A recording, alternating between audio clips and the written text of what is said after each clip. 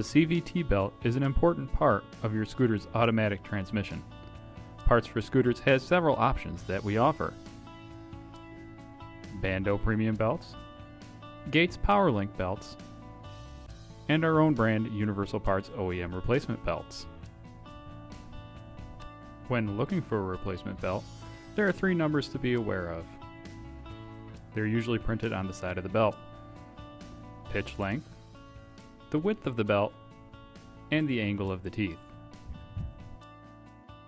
Measuring the length of a CVT belt.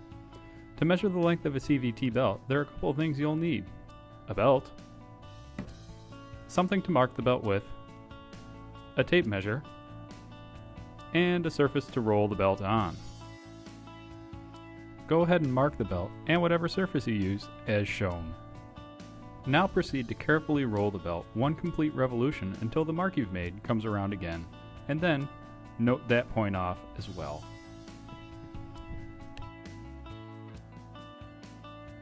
The measurement between your first mark and your second mark in millimeters will be an accurate length of your belt.